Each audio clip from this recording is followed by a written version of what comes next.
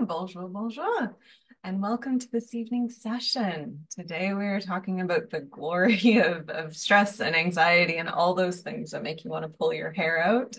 My name is Dr. Krista Kostrian. I'm the Chief Science Officer here at the DNA Company, and I have the privilege and pleasure and delight of welcoming some co-hosts. Before I allow them to do their introductions, I just want to lay the rules, the ground settings for today. So today's session is geared at and meant to be a support for you. We want to answer questions. We want to support you with wherever you're at, in particular around stress and anxiety and how your genes can feed into that. So how can you engage with us? Firstly, please do answer the poll that we opened tonight up with. That really gives us an idea of where people are at, what sort of support they're seeking, what is stressing them, what is worrying them, and how they're trying to deal with it, right? We want to be able to share that with everyone. Additional to that, we do have the questions and answer chat box open. And so be it now or as time progresses, please do toss your questions into there. We're going to dedicate approximately the last half of today's session to digging into there. If you feel like you have a question that's a little more complex, or you're someone like myself that prefers talking as opposed to typing, as old school folk, feel free to raise your hand. There's ability within the webinar, the Zoom function, that you can toss up your hand. And when we get to the question and answer segment, we will unmute you so that you're able to offer that question to us live. Yes, and welcome. I'm loving. I'm also seeing some people in the chat window in particular. I see Susan and Kara, there's a few others that have said hello, so please do shout out, do give us hellos as well as, and I'm very curious for this, where y'all are coming in from. I'm in Canada, Justin's in Canada. We have Dr. Lara holding it down from the US, so we'd love to know where you guys are tonight too. So without further ado, I'm going to allow each of our panelists who are repeat offenders on these delightful little webinars to introduce themselves. And once we do that, I have, and they're not ready for this, but I hope you get ready. I have an opening question because I want to start off by talking about stress and anxiety. But first, why don't you introduce yourselves? I'm going to go around just who I see on my screen. Justin, why don't we start with you? And then Dr. Laura, we'll jump to you. Hello, everybody. Good to see everyone here again. My name is Justin. I'm on the internal clinician team here at the DNA Company, and I actually recognize some of you as well. So good to see you all back here. Man, what a topic, anxiety and stress. I got to say, pretty much every client that I've ever had has came to me with some kind of threshold issue there, like they're really under attack from these various stressors. And one of my personal missions has always been to take a what if person and turn them into an even if person, right? Because I think that's where a lot of that comes from. It's like, what if this happens? What if that happens? Well, if we change our verbiage, even if this happens, even if that happens, you're coming from a place of confidence with that, right? So I think that if we can kind of step out of that scarcity victim mindset, what if, turn it into an even if, we give ourselves so much power. So that's been one of my more fun things, doing that with all of my clients, and it helps across the board, I think, with that positive mindset. Well, and here I am. Hi, thank you, Justin. By the way, you are just awesome. I'm telling you, Awesome. anyone who gets to work with Justin is absolutely blessed. He is just brilliant, and you want results, he gets them. So, hello, my name is Dr. Lara Varden, and yes, I am in the United States holding down the fort while our top hats in Canada are with us. And I see a lot of wonderful people from Canada, Maryland, Boston, so hey, getting that Northeast going on. Good job. So I am an in-house clinician here. I'm a functional genomics and holistic health practitioner with the DNA Company. And as with Justin and Dr. Kosterman, I also am an in-house clinician. So if you purchase one of our programs, you might have the lucky way of possibly getting me to work with you. So Lucky indeed. Lucky indeed. I think the compliments you offer, Justin, need to also be bounced back to you because we're very, very fortunate for the both of you to be part of our in-house clinician team and supporting people who are seeking help, be it stress, anxiety, or other. And Yeah. yourself, Dr. K, and yourself. Yes. Every once in a while.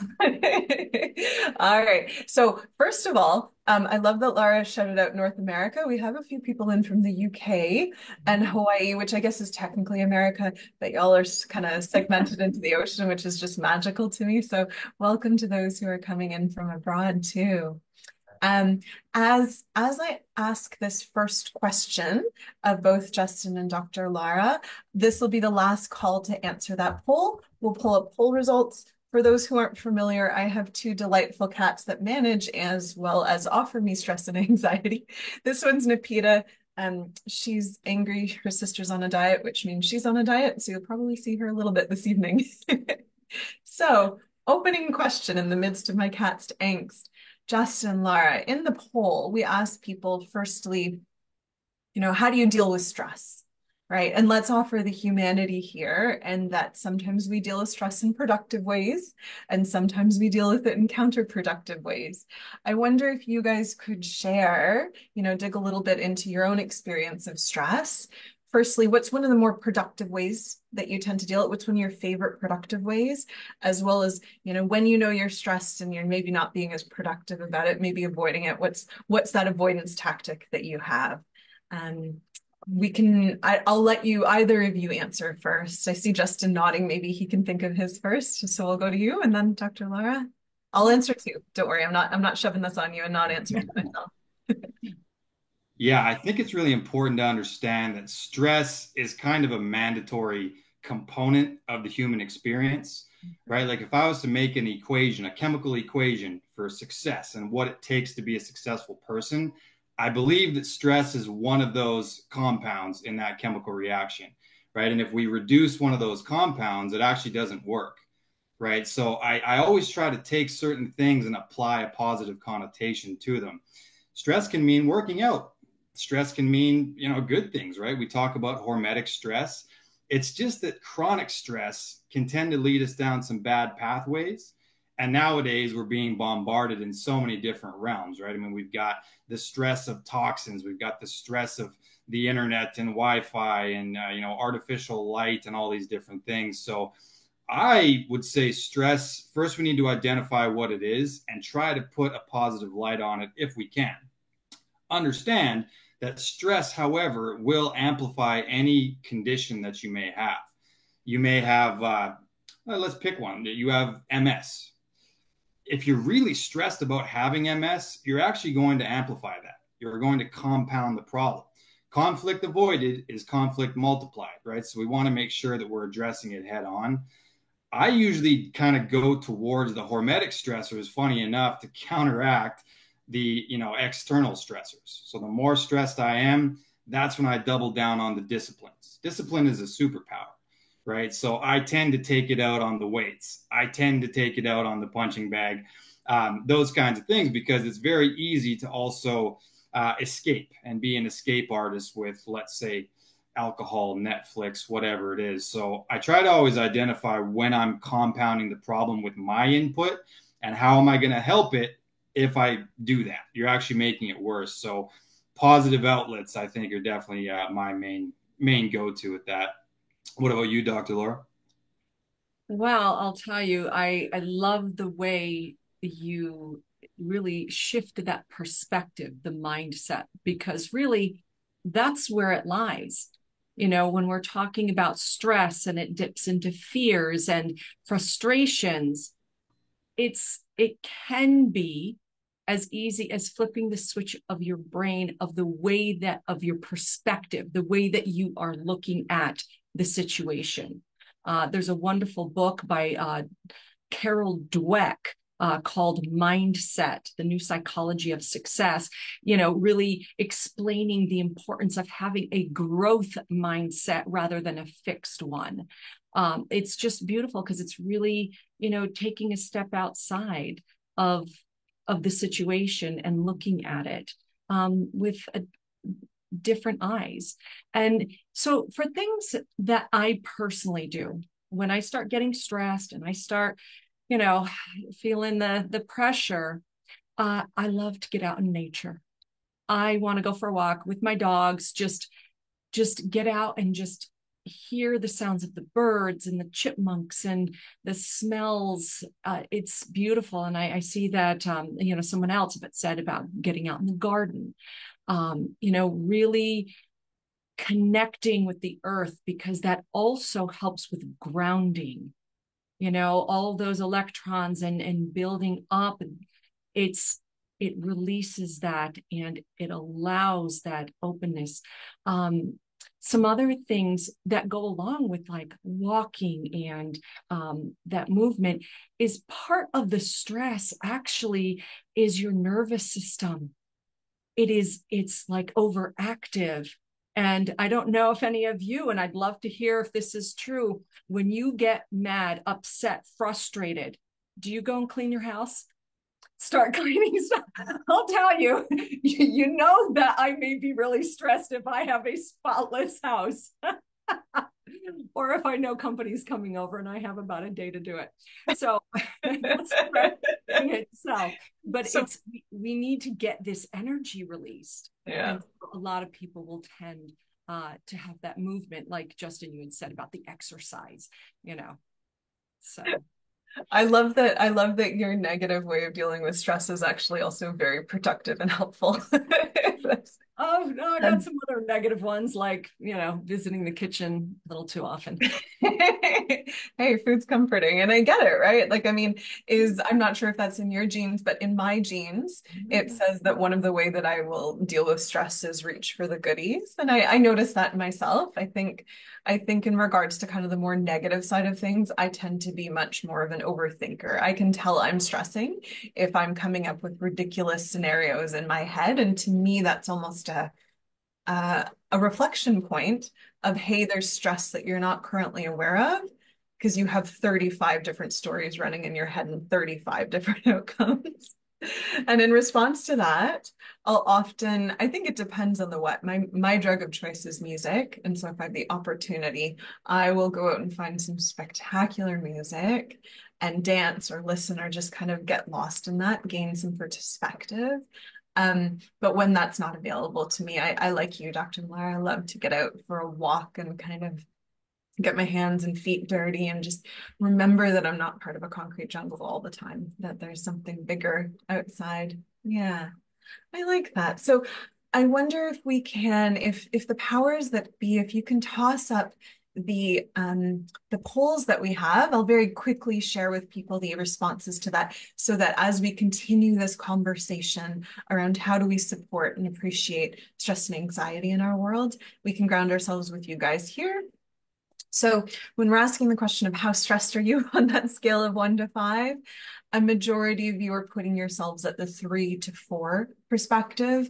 So in the sense of there's moderate stress, there's salient stress, but you're kind of not overwhelmed, which makes me very happy to hear because statistics often play to a lot of people being overwhelmed. So we have about 60% of our audience sitting within the 3 to 4, and then the 2 tail ends a little bit less in and around 10%, 20%. When we ask, where's your stress coming from? Most people do put family or personal relationships top of mind. So that's about 70% of our audience. Oh, mon Dieu, you're allowed to pick multiple choices here. So clearly this isn't adding up to 100, but most people claim personal relationships with work and finance, a close number 2 behind, and then environmental stressors. I'm seeing a solid 15% who said other, and we'd love to know in the chat what those others are so that we can keep that in mind as we kind of speak to how do you deal with stress, right? Lastly, we also asked you the question of how do you cope? And again, another multiple choice. So the largest percentage here is actually going to be exercise. So if I had a hat, I would tip it to this audience because that is a very beautiful way of managing stress for the reasons that both Justin and Dr. Laura outlined. Meditation or spiritual practice, really close second. I also love that for this audience in particular, because I don't think that's talked often enough as to how that can be supportive with a lot of other people on the more negative side of things. Foods being there, ignoring and avoiding, that's 100% me. And then another percentage saying they do other things. And again, we'd love to hear that in the chat. And understand how we best support you. So please, throughout this, don't feel free to talk into the chat as well as toss us questions, because we want to make sure, especially the second half of this, at approximately in another 20 minutes or so, we're going to speak to you. We're going to make sure we're supporting you with whatever your questions might be. Yeah, so Justin, Laura, I wonder, given you see so many clients with either stress and anxiety as a primary concern or something secondary that's kind of aggravating, whatever the thing may be, how do you talk to them and normalize stress from a genetic perspective, right? Because I think sometimes people think of like, oh, I'm just not good at managing stress, when really there's some nuance to it when we think about genes that influence how you perceive and respond to stress. What are your favorite go-to genes? Yeah, so there's a few of them, right? There's a few moving parts as there always is with this.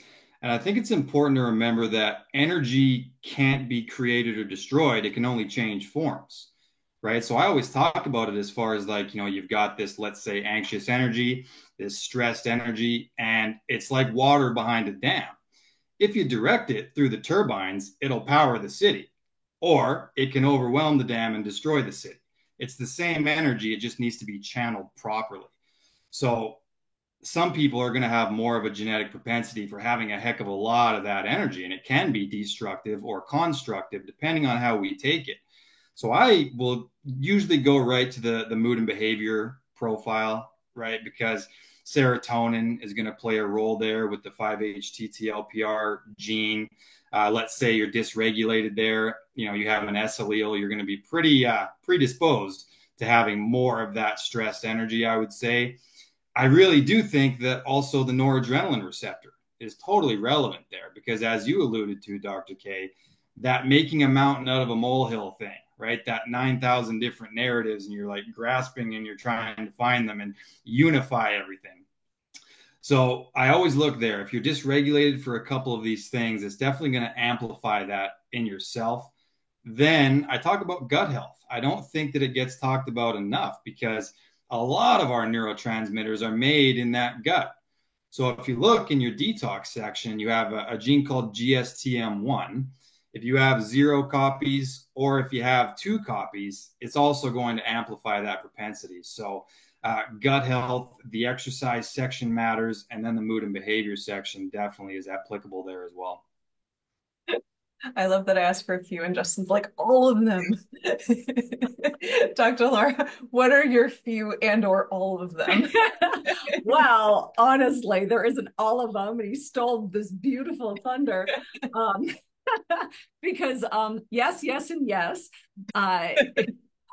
It's definitely the first place I look is the mood and behavior. How well are and how much do they feel the pleasure of dopamine, to feel that reward. I mean, if they don't feel it very much and it's so fleeting, and they're constantly chasing after it, that could possibly lead toward these addictive behaviors, constantly chasing after, looking for that high. And that can be problematic unless channeled well. As compared to the flip side, that, if they're constantly and are used to being in that state of pleasure, and they linger there because the dopamine isn't cleared very quickly, they're not very motivated to do things, and they can just kind of, hang out and all right, this is fine, and tend to binge and do other things, which can definitely affect how they are going to work through their lives, how they are going to deal with situations, when there is a frustration and, looking for that. But I'll tell you, Justin, you really nailed it when you said about gut health, because so much is going on, and there's so much research for that gut-brain connection and the health of your gut, the population, the metabolites, those postbiotics that are being given off, directly affecting, mood, the biochemical regulation, not just that, but your toxins, looking at your detox pathways. How good are you clearing these toxins? Because I'll tell you what, and this works into some of what I'm seeing in the chat, that health issues, these problems, pain and all of these, because possibly you're not clearing your toxins. So you're having a toxic overload. I'll tell you what, that'll put you in a bad mood real fast. And it's hard to get out of that frustration. That's like a whole other pathway we can walk down when it comes to chronic pain. Because I'll tell you, if you're in pain, you're not a happy person. I've been there for years after the car accident. So yeah, there's a lot of avenues that can be traveled down, and so many of our reports that we offer and the genes that we offer touch on these. So it's so hard to choose just a few because everything is connected. Mm-hmm.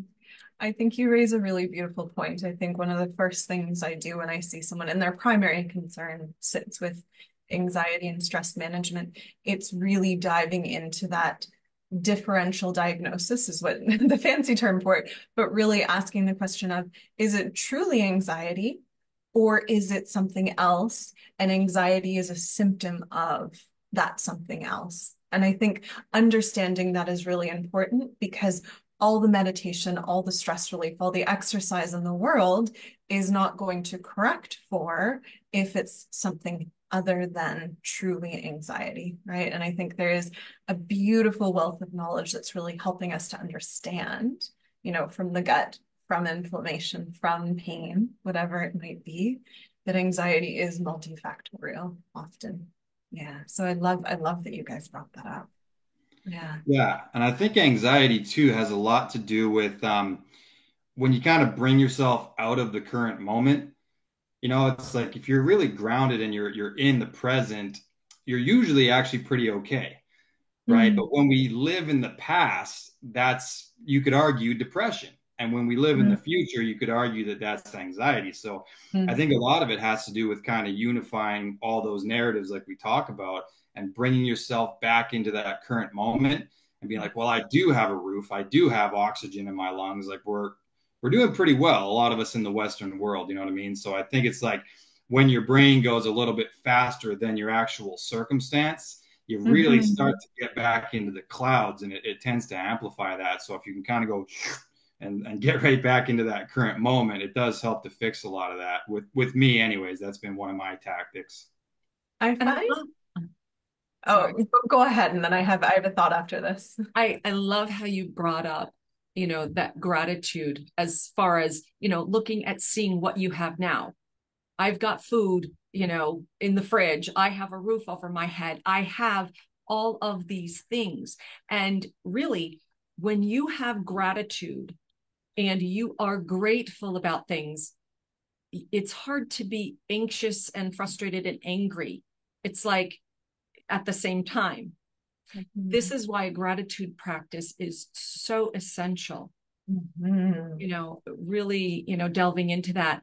And well, there's something else I'm going to mention, but we'll dive into it in a bit. So look at you. Look at you in that teaser. I like it. I like it. I think part of my thought, and this is to play off of what Justin said, insofar as understanding how to bring yourself back to the present moment and not spinning off. One thing that I do often with clients when we're going, in particular, when we're going through mood and behavior section, right? Really walking them through the different neurotransmitters and the different receptors and all of the beautiful biology from a genetic perspective that can go into the stress response. And why is this important, right? Because I really break it down to, this is how you receive it in the moment. This is how you play it back after the moment. And here's how you deal with it and kind of resolve or become stuck within in the longer term. And the reason I'm bringing this up and why it's so important, I think that people understand kind of each of those elements in the moment, just after, and how do you fix it afterwards, is because all of that offers us opportunity to interrupt that stress cycle. I do in my private practice, I do a lot of work with, I co-manage a few clients with a psychiatrist. And when we were doing a lunch and learn, and I explained the genes to him, and it was like, here's how I interpret this, and here's what I do with that, and his one of his comments back to me was, you speak almost as if this is a fatalistic cascade. If someone has suboptimal genes across the board and they get into a stressful situation, they're kind of destined to be pulling out their hair and they can't recover. And he's like, I would offer that through this cascade, it presents opportunity. So the moment you see you're being stressed and you're reacting in a way, it gives you a moment to pause and change how you're going to be responding to the balance of things. And this is where some of the tools and tactic come in, right? Of once you know this is your natural tendency, how do we pause that, interrupt it, and refocus it elsewhere? Yeah. One of the things that I like to explain and say to my kids as well as my clients, first of all, the only person you are in control of is you. You can't control anyone else. And within that, as Dr. Krista was saying, you have this certain amount of space in which something happens and then you do something about it. And this is what I call either reacting or responding. When you react, it's more of that knee-jerk, the emotionally charged, generally and not always in the best way, as compared if you take that moment to choose how you are going to respond, that puts you in control.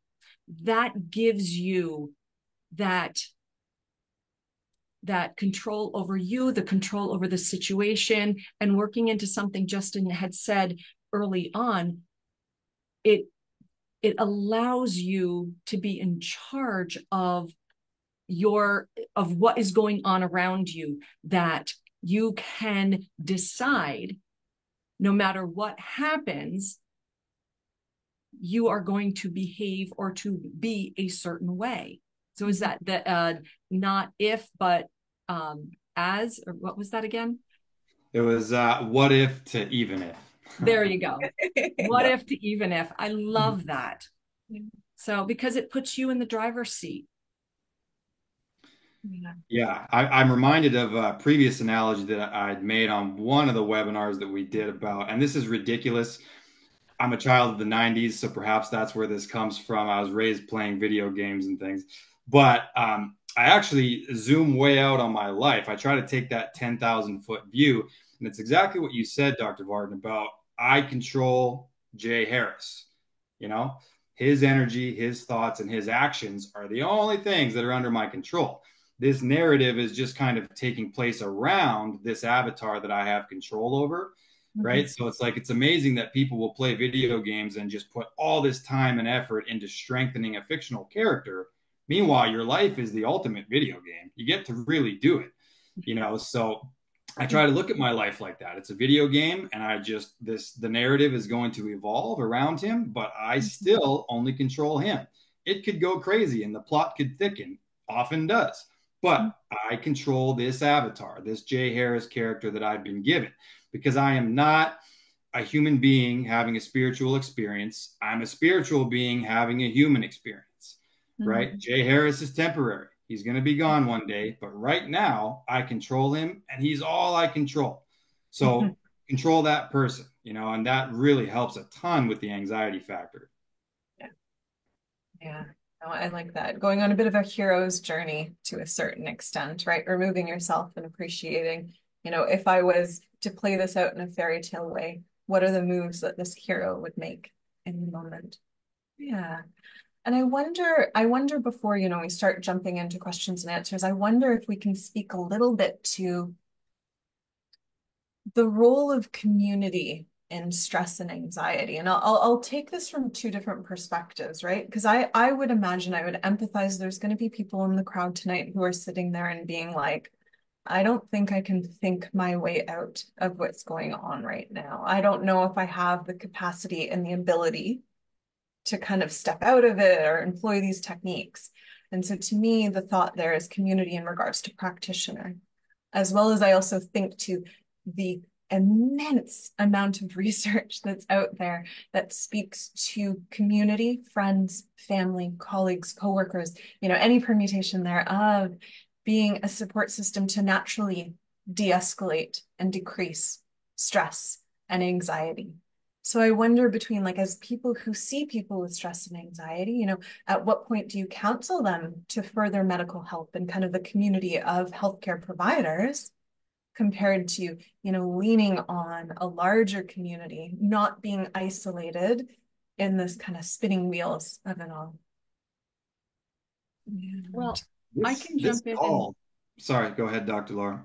sorry, I can jump in and say that when it comes to more medical professionals or specialties, as far as focusing or having them say, go to this particular group with this particular expertise or specialty, that really is obviously a case-by-case basis. It depends on if there is some sort of medical issue or something like that going on. But regardless of anything, they always need some sort of familial, friends, some sort of support system.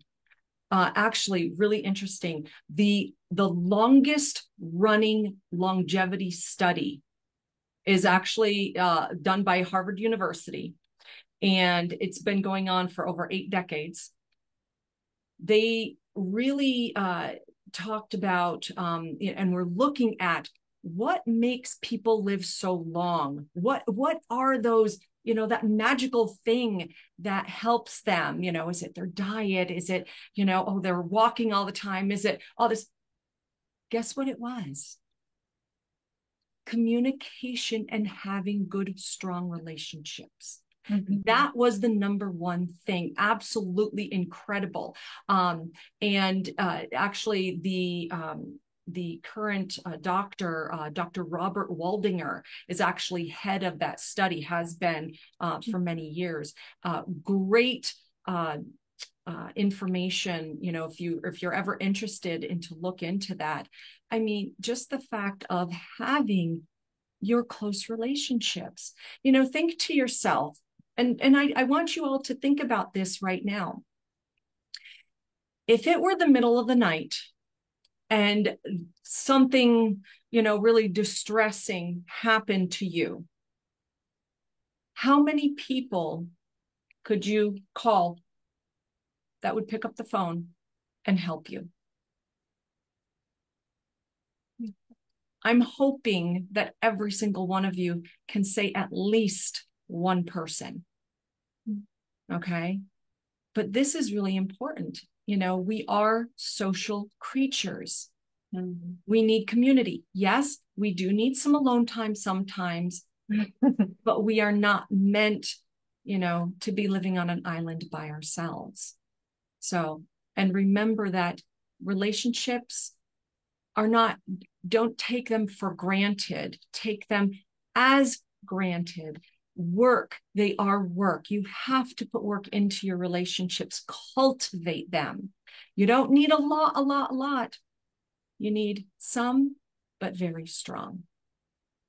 So go ahead, Justin. What is that you want to impart on us? This one isn't very brilliant, so don't expect anything too much. I was gonna just when you said when we're on belittle yourself, but continue. If you're lost on an island, I was just reminded of that movie Castaway. Remember, he paints the face on the volleyball. Wilson, not like celery, and everything else. It's like, yeah, you need something, right? Human beings are so incredibly tribal. I think this call in and of itself is a community. I really think that this is a space where we can kind of bounce things off of one another. Modern day, I mean, we have the internet, right? And there is a bit of an odd disconnect because it's an electronic thing, but it's still a community. Like you follow people and you're able to message people now. And I think that it's led to a connect and a disconnect. kind of at the same time. It's an interesting cultural nuance. Yeah. But I can pick up my phone and I have literally access to millions of people now where I didn't before. So it's a tribe. It's just that I can't see them in person. So my recommendation is to just follow as many positive people as you can, or people that you find value in their message, and use that as a connection point if you do feel isolated, because it's there now. And up until very recently in human history, it was not there. So, yeah, I mean, the DNA company, like right now, we're all here. These are all various experts, and you have access to us, and we have access to you. I often, in a call with a client, and they'll give me advice sometimes. You know what I mean? It turns into an authentic conversation. And I think that encouraging community is definitely one of the biggest things in health. Those blue zones, I don't think it has as much to do with the diet as it does to do with the communal aspects, right? There's all these old Swedish ladies that smoke cigarettes and drink vodka daily. They live to be centenarians because of that connection point, right? So connecting with your fellow humans plays a role in longevity, vitality, happiness, everything. Mm-hmm. Yeah. No, I love that. I love that because I think those community opportunities give us a break point to an extent to pull us out of our head and enable a little bit more of that avatar, that journey. Or conversely, hey, this is a lot. Maybe you go talk to someone who's tooled properly to support you through it. I think it's really important when we understand to an extent our limitations, in particular when it comes to matters like stress, anxiety, and depression, because oftentimes we hear this message of just think positive and you'll be fine. And that's not necessarily always the appropriate prescription for people. So I like that. I like that we're kind of offering space for both community as well as what do you do when it gets to be a little bit too much. Yeah. So what we're going to do now is we're going to shift more into the questions and answers. So if anyone, I don't believe there's anyone right now with their hands up, but if anyone does have that question answered, please do raise your hand. Since I don't see anyone, I'm going to jump right into the typed out. But what you do, just toss your hand up, and then once I call on you, once I kind of alert the name, we'll bring you in and allow you to speak. Okay. Oh, actually, hold on. There is someone already with their hands up, and I just didn't catch it because I'm trying to read all the things. So we have Julia. I guess powers that be, if you want to unmute Julia, and then Julia can offer us your question answer. Hi guys. Bonjour. Bonjour. This is kind of a specific question because I know that we're talking about ways to manage and de-stress when we are activated, and also approaching stress as not always a negative thing. I teach yoga, so technically I should be, the image on this webinar was a girl meditating or person meditating. And it is a great way to manage stress in the long run. But when you are faced with triggers in your life, it can, and that mixed with your genetic disposition, for example, it's not as easy as just saying, okay, I need to go into a room by myself and close my eyes and do my practice. That's just not feasible. So my question, sorry, that was long-winded, but thinking about the MAO gene, the slow processing, like for example, when I get in an emotionally charged state, I'm susceptible to staying in it longer than I'd like or longer than optimal. And I think what would be helpful to hear from you guys is somebody who is predisposed to that, despite their will to come out of a stressful place in the mind, and despite having the tools to do so, the genetic disposition is such that is very, very difficult.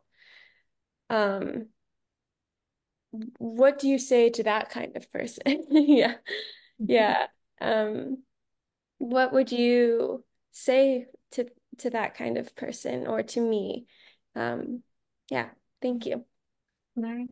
I'd I'd love to very quickly, if I can speak just as my personal experience, I used to teach yoga, and I'd love to share a thought there. And then I'm going to pass the mic to both Dr. Lara and Justin, because I think them in particular, from more a boots on the ground, here's a tangible thing, are spectacular at this. Um, I would offer, I taught yoga for quite a while. There's a large community there that I think is this idea of I must be this picture, to your point of I have stress under control because I have yoga, and I need to be this image that is whatever I've conceived of as yogi. And I always found that interesting because, to your point, a lot of people who are trying to navigate stress or are struggling there come to their mat to figure that out. So it's kind of this cross section of we want this image of this yogi that's always happy, and separate to that, what brings us to the mat is sometimes and often those sorts of things. And so I would offer a little bit of humanity there, because I don't think you're alone by any stretch of the imagination of being pulled to your mat. And in some of the stronger yoga communities that I've seen formed are really the ones that where people talk about that. They kind of break down this. Lululemon is kind of the Canadian company. I think it's in the US too, but you know, that leisure wear person who is zened out and has it all figured out.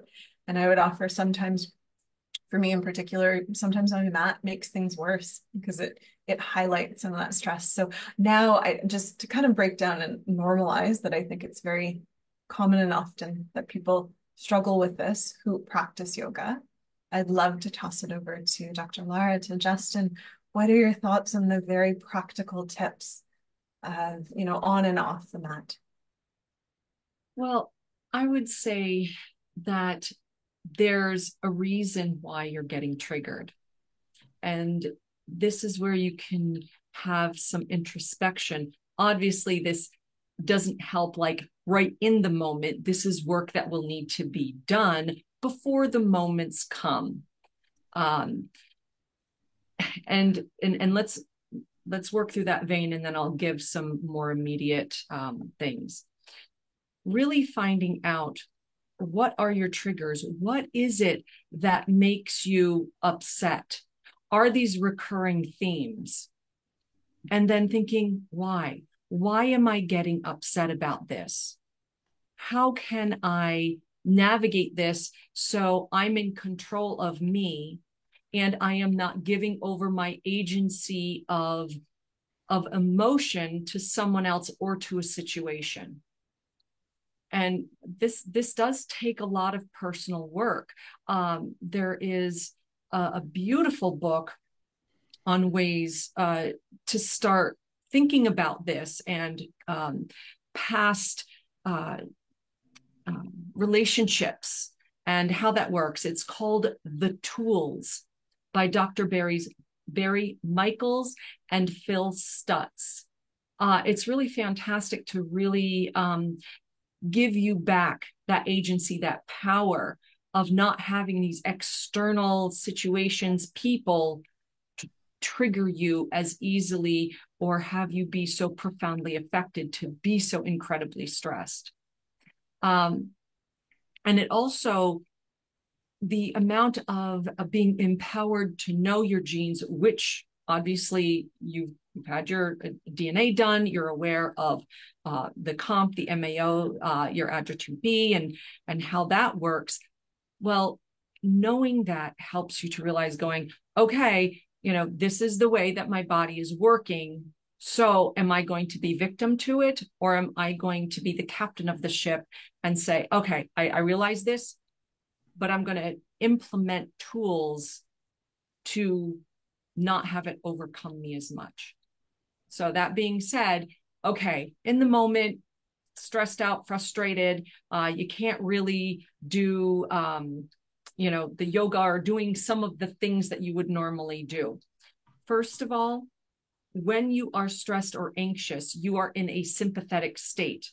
The flip side of that is the parasympathetic state. You need to be able to get yourself in that. How do you do that? Simple things, doing some deep breathing. Being a yoga teacher, how that works, and just start doing some simple breath work, deep breathing to calm the system.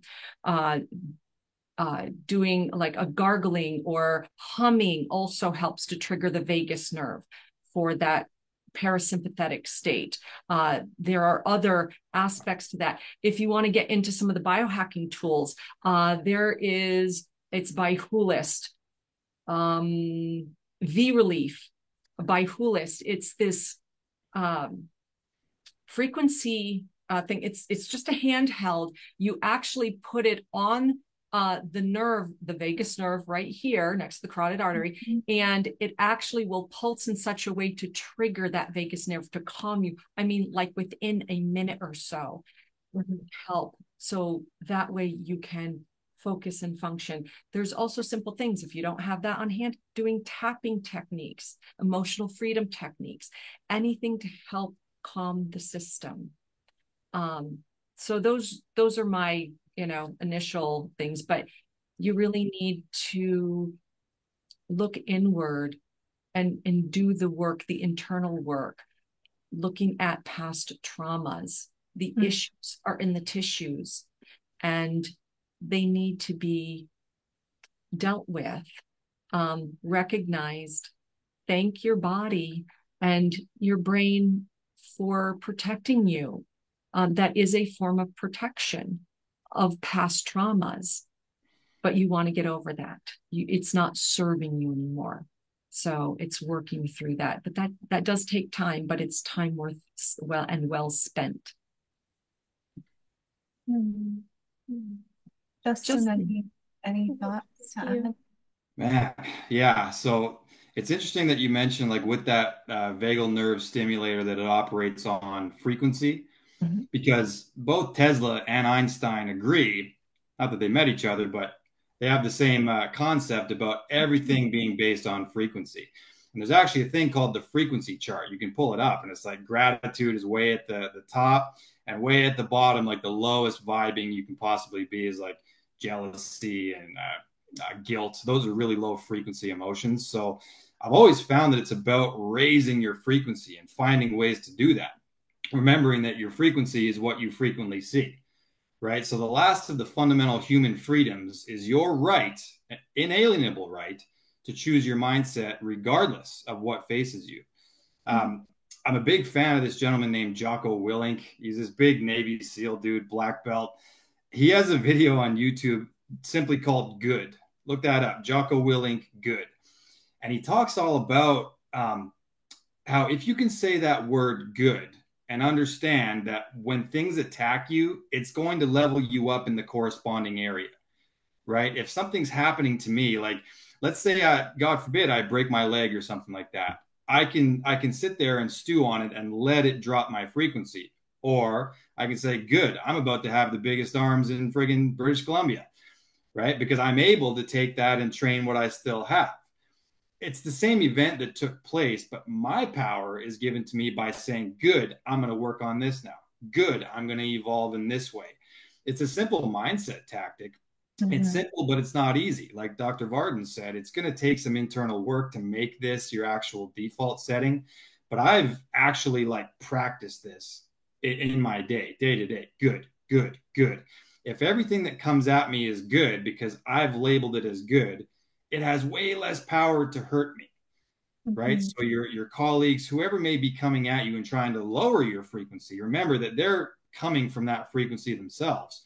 You have the power to raise your own vibration, and you may just raise theirs at the same time, right? So cultivate a high frequency state. Everything will work for you so much better if you do that. And if I can just offer a few closing thoughts to Julia, and first I really want to make sure we're aware that a lot of this advice, and I don't want to make this sound legal, a lot of this advice is general. You should implement it with a healthcare provider. And I think that's really important because your healthcare provider will know everything about you, whereas we've just gotten this quick snippet. But I think in addition to kind of what Justin and Dr. Lara went through, some long-term techniques, in the moment, a few techniques that I use, because I'm very much a sensitive Sally, something brought me to my yoga mat as well. One of the things that I'll do to try and bring and ground back in the body is especially when you're in front of people and you don't want them to know. I think to my feet, right? I try to bring my mind down to my feet, and I will try and actually roll my toes so that I kind of create this wave pattern, right? Because that requires a lot of thought and a lot of connection to your toes, right? And so that will give me a few moments to pull out of whatever is spinning around my brain. No one can see that, right? Because sometimes I know a lot of the good advice is like, oh, do some breath work, right? That'll shift your parasympathetic system. But sometimes if you're in a situation, you don't want people see you, holding your breath. That's one thing. And I think another thing that's really important that isn't spoken of enough within the community, right? Like I think within the yoga community in particular, we have this idea of mind over matter and let's ignore other tools in our toolbox, right? I would say sometimes it's important to have other tools in your toolbox. If you're going through something stressful or you're going into a stressful meeting, perhaps consider a supplement, right? I really rely a lot on theanine for myself. It's a green tea extract, there's no caffeine in it, and it really helps calm the brain. So I would say, for those moments when you're going to be encountering it or you're in the middle of it, walk in with some tools and techniques that work for you. It takes a while to play around to figure out the ones that do. But I think for kind of disrupting that neurotransmitter flow, that I spoke of and how we go through those various stages of responding to stress, having a toolbox that helps interrupt that is really important. Yeah. Thank you guys. Yeah, I think those were really helpful, especially things that are going to stimulate the vagus nerve and pull out of that sympathetic state. Yeah, so I appreciate you all. No, thank you. Okay. I'm going to jump into the question and answer section now for those that have submitted here. And again, just remember to raise your hand if you want to be verbally addressed here.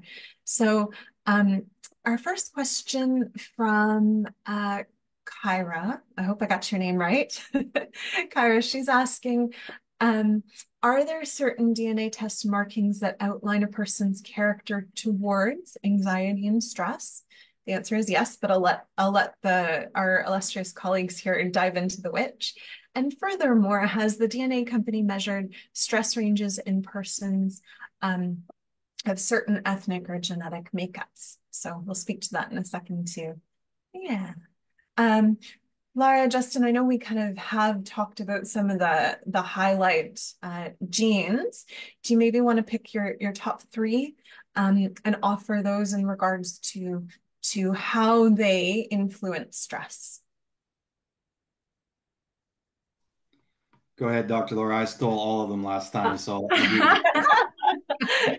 Okay, so when we're talking about anxiety and stress, again, I lean more into the mood and behavior. Although I will tell you, the gut health, detox, those are all very important. But in the mood and behavior, we are looking at your DRD2 gene, okay, your COMT MAO. I'm going to kind of clump those together because that's really going to be a matter of the clearance of your dopamine. Your ADRA2B, which is that adrenaline, the noradrenaline receptor. How long do you stay in that stressful state? And then, of course, the COMT and MAO. COMT clears those neurotransmitters. And the other one is the 5-HTTLPR. This really works into your ability to prioritize incoming stimuli. Do you end up, diving more into the details? I'm an SS, by the way, where, it's like everything is important and you can become overwhelmed, and that can be very stressful and cause anxiety.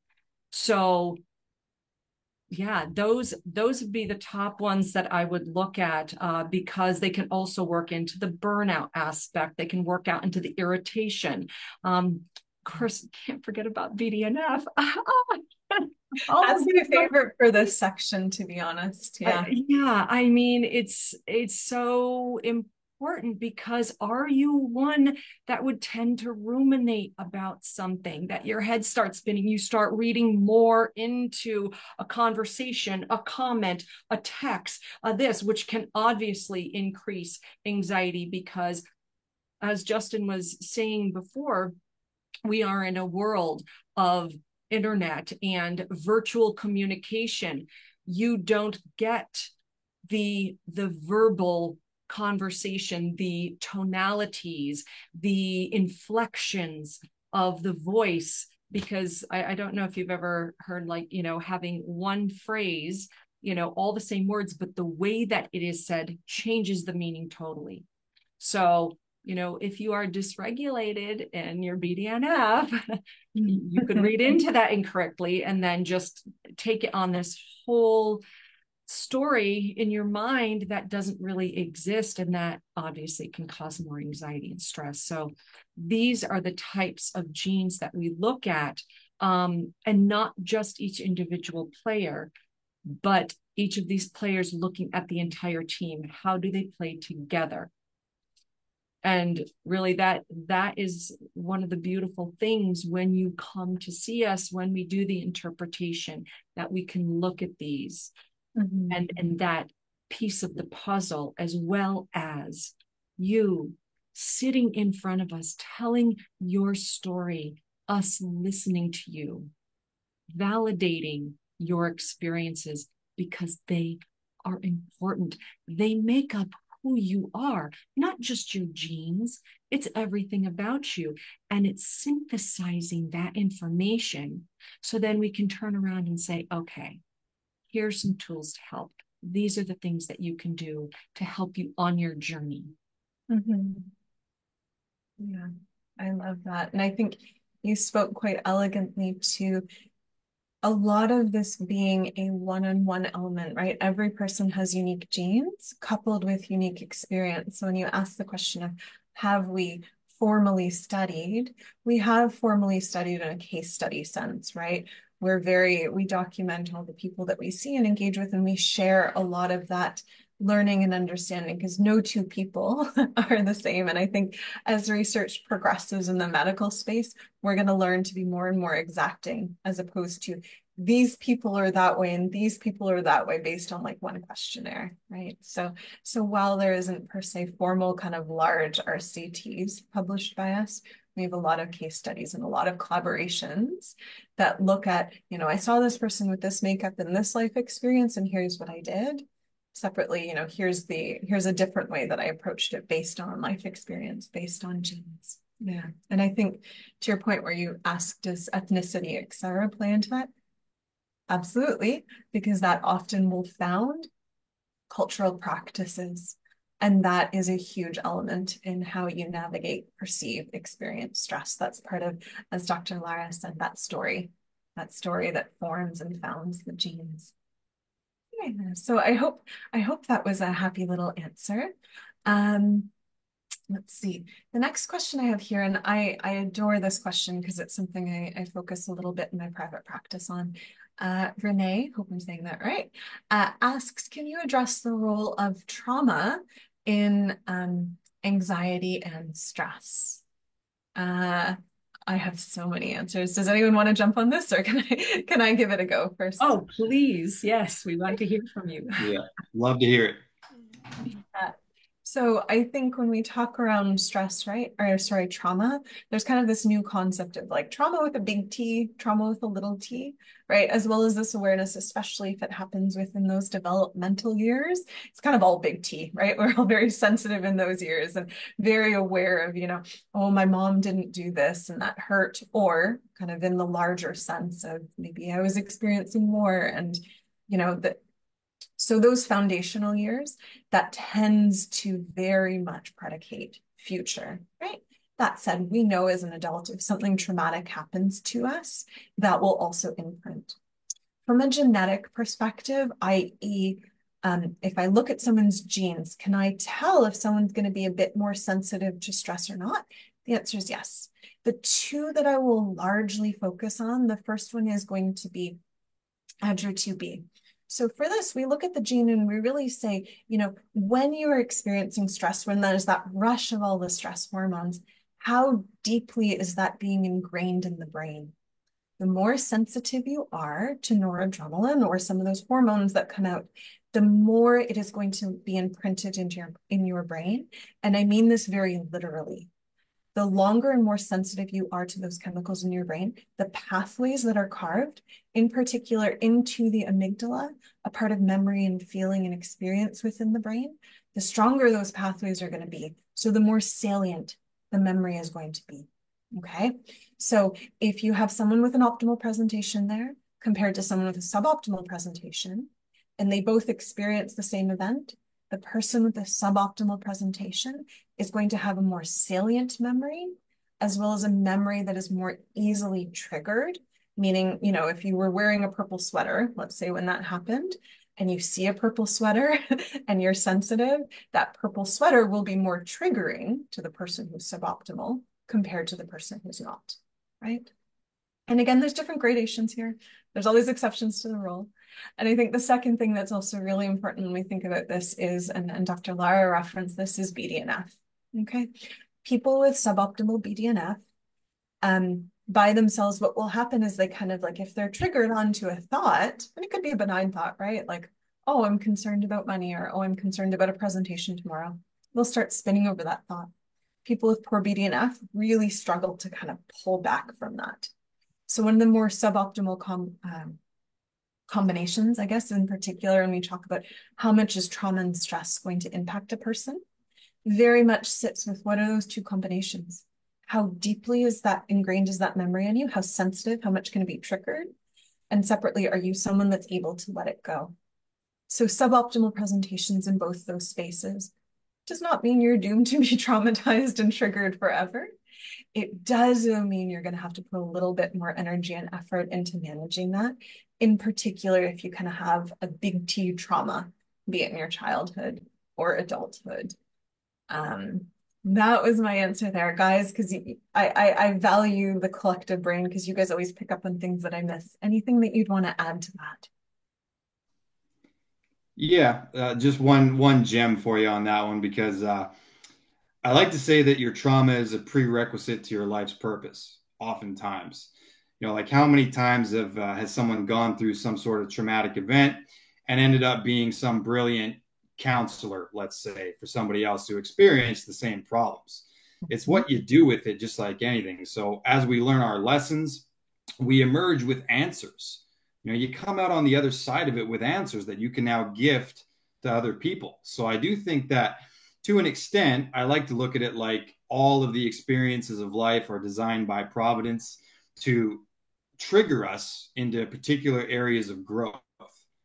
So I think that if you go through trauma in your life, it's always going to come down to what do you do with it and who do you become on the other side of it. It's not how, it's who. And I'll add a wonderful resource, an incredible deep dive book.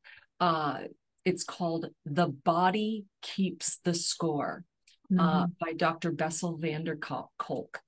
And just wonderful how he walks through, traumas and the work that he did, and a lot of actionable therapies that can be implemented to get through these.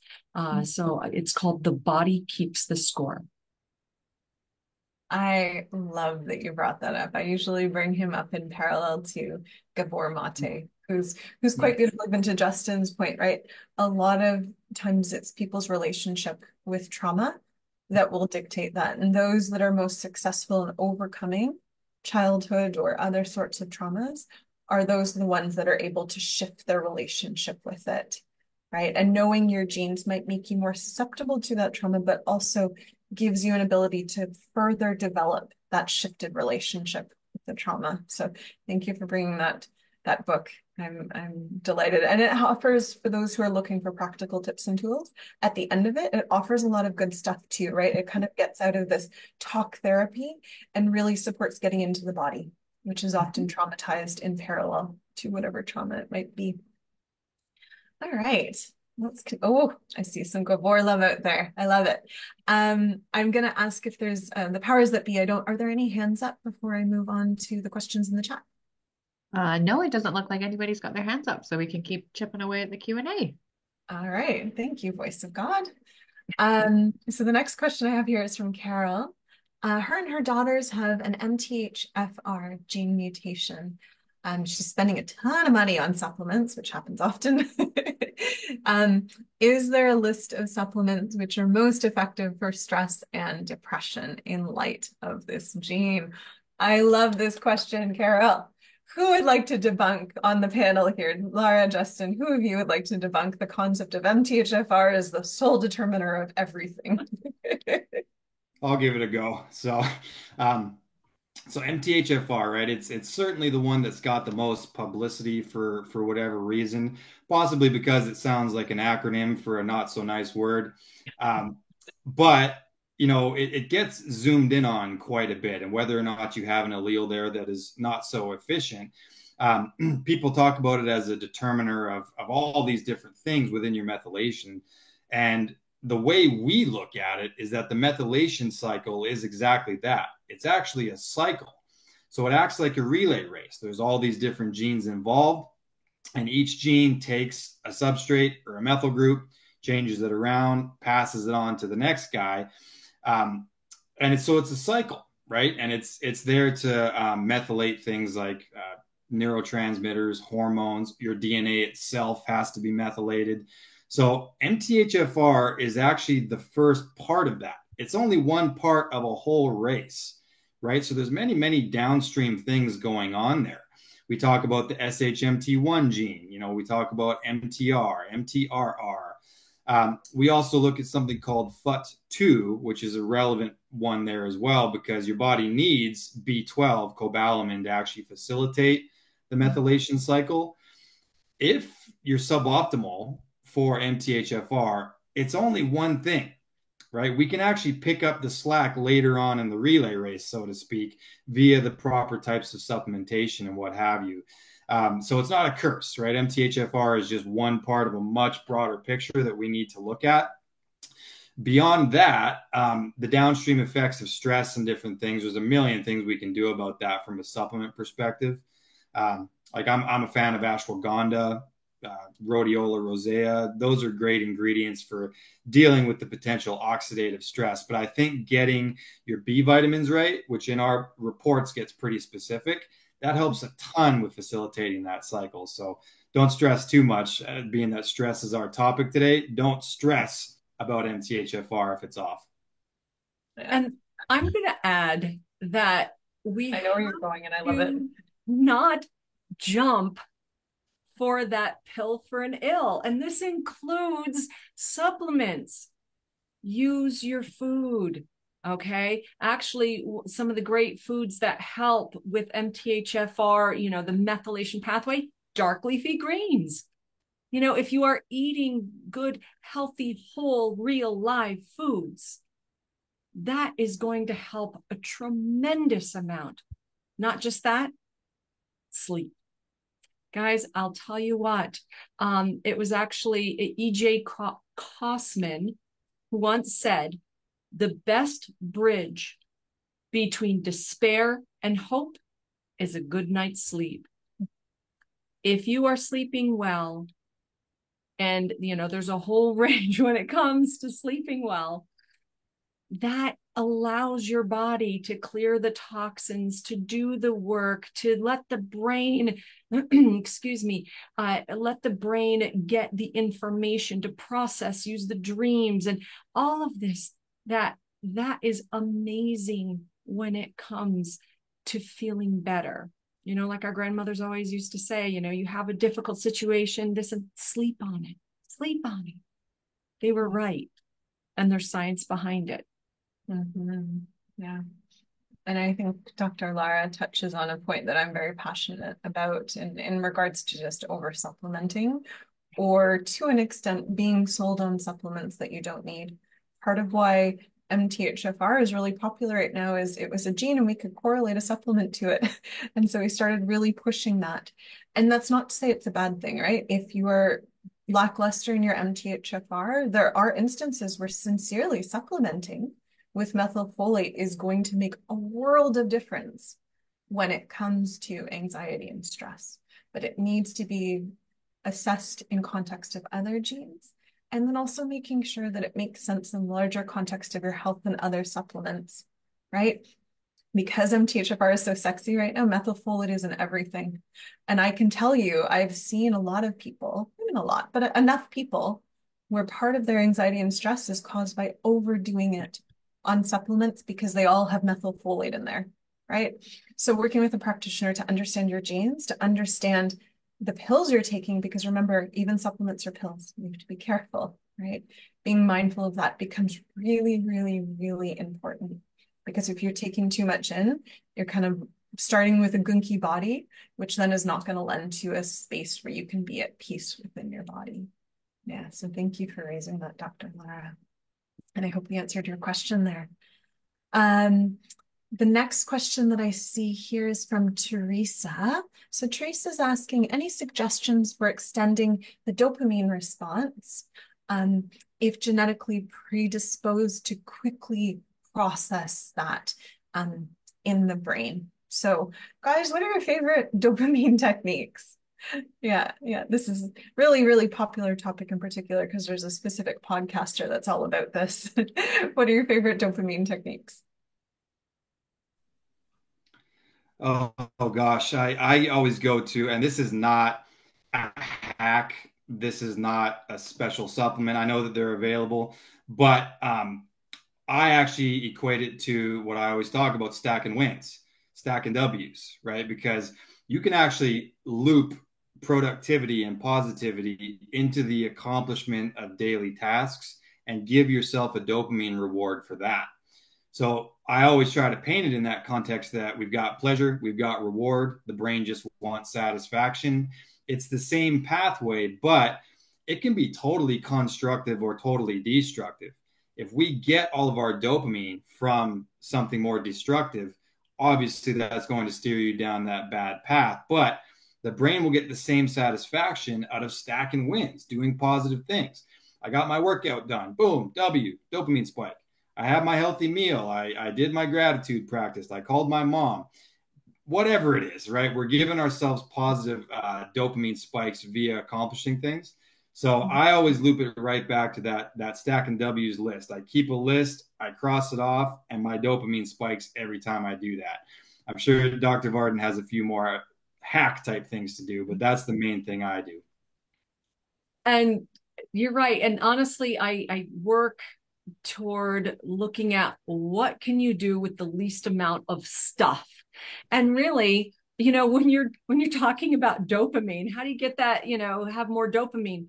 Well, first of all, know what you like to do. What you like to do, what you enjoy doing gives you the dopamine hit. Okay. I love playing with my granddaughter and kissing your little face and playing with her. That gives me a lot of dopamine. So, I know that if I'm frustrated or whatever else, and I need that dopamine hit, I just, go downstairs or go into her room and just snuggle with her and hear that little squeal and giggle. And, oh, that just melts my heart, and I'd live for that.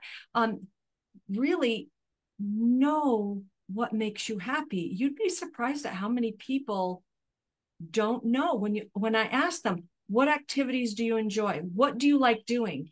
And there's this very pregnant pause. People, this is your life.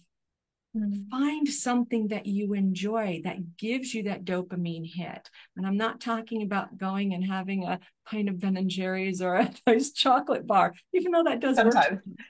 work. Sometimes.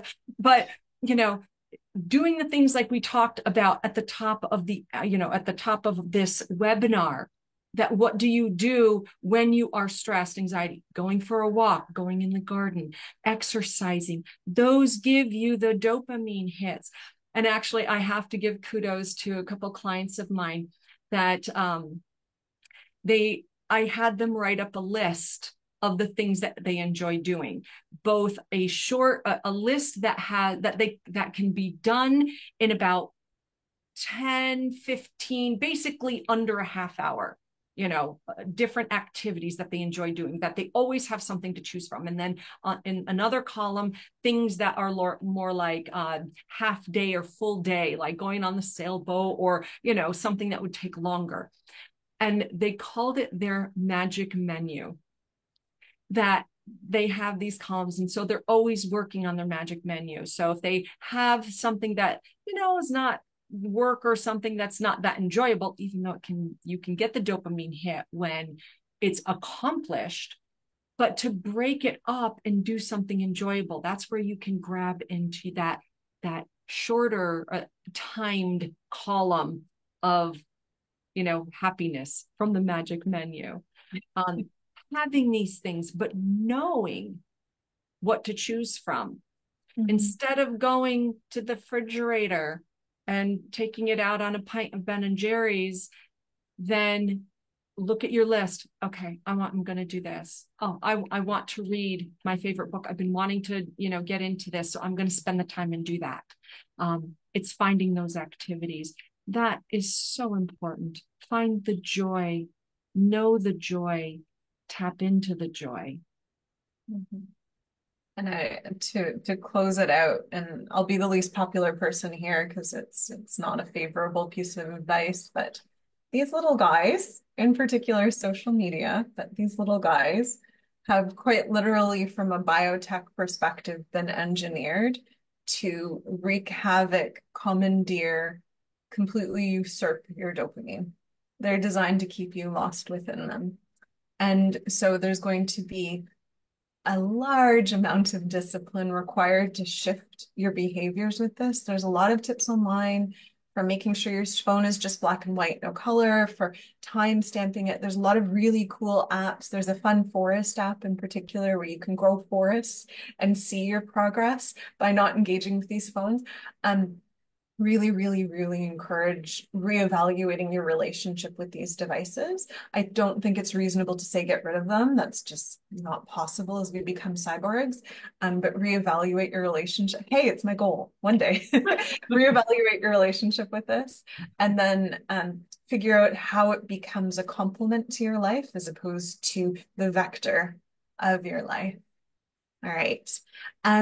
So we do have a hand up, and I'm very mindful we have about 10 minutes left in this webinar.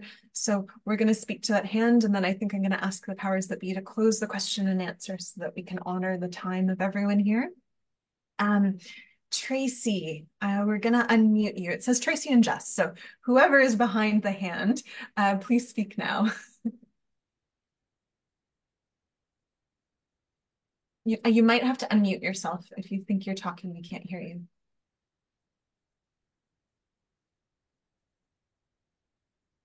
Yeah, Tracy, you should have the ability to talk, but you will have to unmute yourself. If not, we do have another person named Cynthia who has put up her hand for a question as well. Oh, Tracy looks like she's gone now. So Cynthia, you are in the spotlight.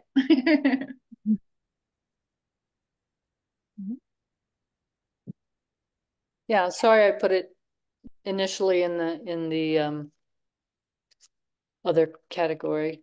It's a question dealing with a 6-year-old grandson who's been diagnosed with level 1 autism and ADHD. He's really struggling in school and at home in his family. He has 2 sisters, including a twin, actually. I've had the DNA analysis done on myself, and I've been trying to talk to my daughter about it. She's pretty resistant, but I'm thinking it might really be able to help him, support him with his struggles. And I wanted to see if you guys could address that.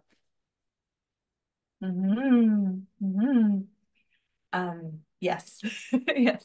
So we don't have any genes that are disease defining, but I think between the 2 things that you made statements of, right, autism and then separately ADHD, we have a whole host of genes that look specifically into focus and attention, in particular those that are dysregulated when it comes to ADHD, studied specifically against that. And then separately to autism, and I really approach autism, there's a lot of hyper on MTHFR, right? So looking at kind of the methylation pathway is really important. but also for autism, really looking at gut health and a few other things, right? The gut is inextricably linked with autism. So understanding how well do you set up your gut environment? How well do you detox? How well can you manage those sorts of things, right? I think is really, really important. And in particular, those first 6 years, when you have that diagnosis, how do you manage it?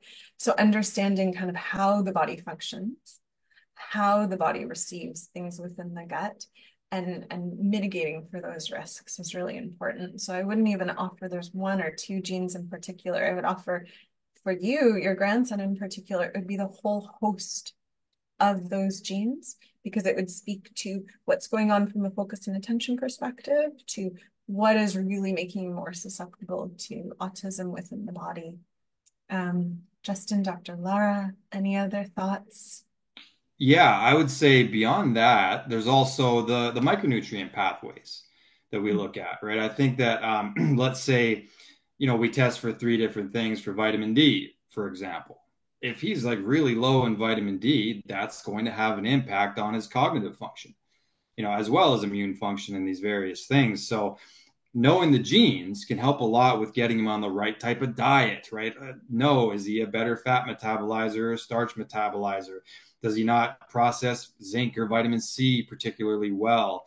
I think that it's a little bit more of a downstream conversation, but each one of those is definitely going to be a contributor to what he ultimately deals with now. Then you'll also understand his hormone pathways, right? So right now he's young enough that it's not particularly relevant, but as puberty comes about with, autism and ADHD, I think we should also know if he has like a dominant hormone pathway as well, because now he's got all these things plus lots of testosterone. We should probably know that, right, moving forward. So definitely recommend it. Getting the genes done will give you a pretty good idea of where to go, right? And then if you want to kind of get into a program beyond that, we can, of course, dissect it much further at that point. So you would recommend having his DNA done and then also probably a consultation? Definitely. Yeah. Yeah. Okay. All right. Thank you very much.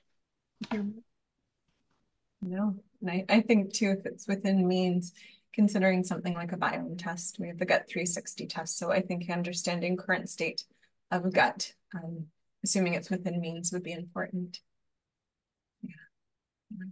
Dr. Lara, anything for Cynthia before we get to our last question? Yeah, the only thing that wasn't highlighted as much, and this is all absolutely beautiful, I'm 100% behind that, is definitely looking at the detoxification pathways and his toxic load to see if he has any heavy metal toxicity, mold toxicity, anything like that, because that will affect gut health, that will affect brain health, that will, ultimately affect all of those things. So yeah, and we can take a look and see how does he process toxins in his system through the DNA test.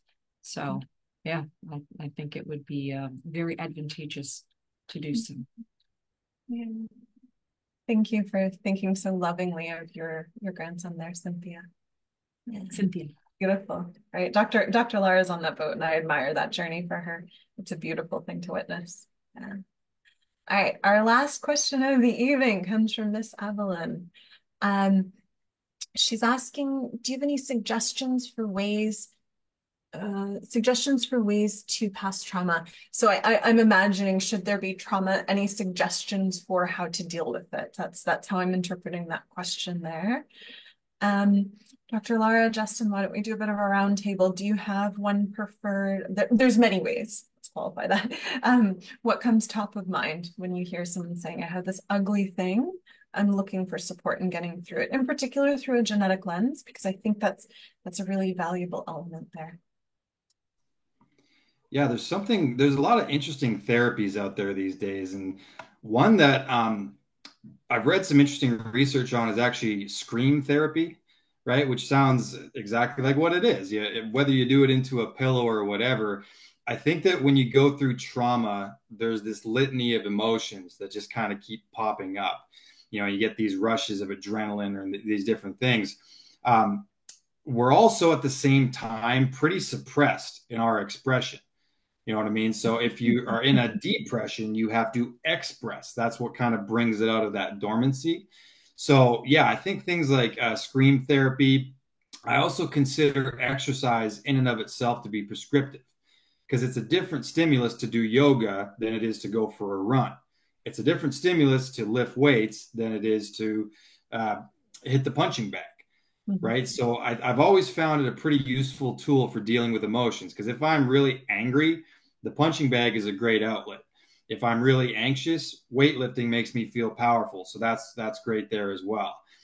If I'm just depressed, maybe I need to do some yoga, right, and just kind of get back into my body because as my spine releases, my hip flexors release, I tend to get these good waves of feelings coming over me, and by the end of it, the endorphins alone have made an impact on my depression. So those kind of therapies, getting back into your body, right, not being so in your head because the event is now in the past. You can't act in the past, nor can you act in the future, right? Life is chronological. We can only take today and do something positive with today.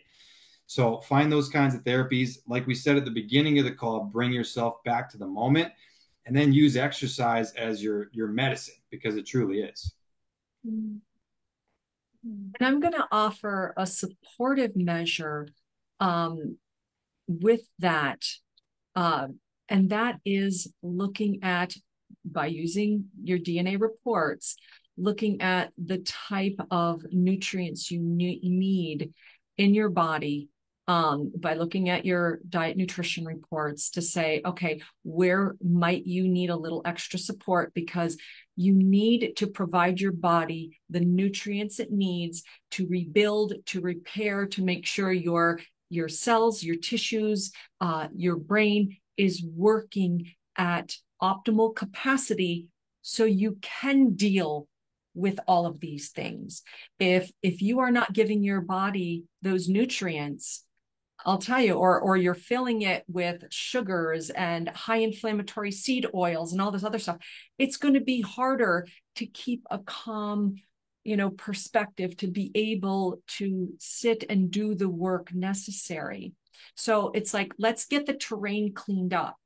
Let's make sure that as much of the controllables are taken care of so this other work can then take place. Like looking at your sleep. Remember I said about sleep is foundational. Do you have genes that could affect your ability to have a good night's sleep to then be able to deal, with these traumas? So that's, I think, how the DNA reports can really help, is working that foundation. But I will say that when it comes to severe traumas, there's only so much that we can do for DNA and for the situations. It may be something that you do need to see someone in that field, a specialist, to help you work through these things. But we can at least support you in all of these other foundational areas. So that way the work that you're doing with the specialist is getting the kind of results that you want. I think to Dr. Lara's point, and I mention this because I think it's something discussed quite frequently over social media and other avenues. There's a lot of exploration into the use of psychedelics when it comes to addressing these issues and really taking that out of kind of this lens of hippies who do drugs into more of a medical space. They're being studied. And I would offer is this an option? You want to work with a qualified healthcare provider to explore that. I would never suggest it being done on your own because you need a qualified healthcare provider. It's not the medicine that does the magic. It's the medicine in conjunction with the provider that supports you. And separately, you also want to make sure it's legal wherever you are. And the legality of that, the most important part outside of obviously you don't want to get in trouble, is when it's legal, there is a chain that validates you're getting the appropriate medicine, right? So when you think about when you work with someone who says, hey, you have trauma, here are the options. I'd be remiss if we didn't at least acknowledge it because it's very popular within the space. And there's beauty to that because people are getting help and support that they need, but there's also problems to that because it needs to be done properly. So that's a very valuable tool, assuming you can align yourself in a space where it's safe and with an appropriate provider, right? There's a lot of things that can be done for this. We're not kind of stuck in the "ooh, get over it" space that we used to be. There's wonderful tools out there that are really curated by genes and a strong, to Dr. Lara's point, to Justin's point, a strong base team, right? Any of these therapies that we've talked about require a happy, good, clean body, right, to support some of this work. And so that, you know, as you work through things, having that good, clean body that can help you is really important. So thank you to everyone who has joined us tonight. Thank you to those that have kept on, even though we've run a little bit over. I really, in particular, I'm looking at Justin, I'm looking at Dr. Lara. Thank you guys so very much for sharing your wisdom and your humanity tonight for a problem that we know is a leading cause behind cardiovascular disease, cancer, all the things. So pausing to think about how do we respond to stress in this very stressful world. Thank you for that time and wisdom. Thank you to everyone in our community. We talked about how important it is that this is shared, that it's not something that is internal to self, that you work with a provider, that you work with your friends. So thank you so very much for joining us this evening. We'll have links to replays in the chat. There's all the links to the books and the goodies that Dr. Lara and Justin have referred to. And we'll see you again soon. Keep your eye on your email because that's where we advertise all this fun stuff. Thank you, everyone, so very much. Au revoir. À bientôt. Other languages I do not know. Bye.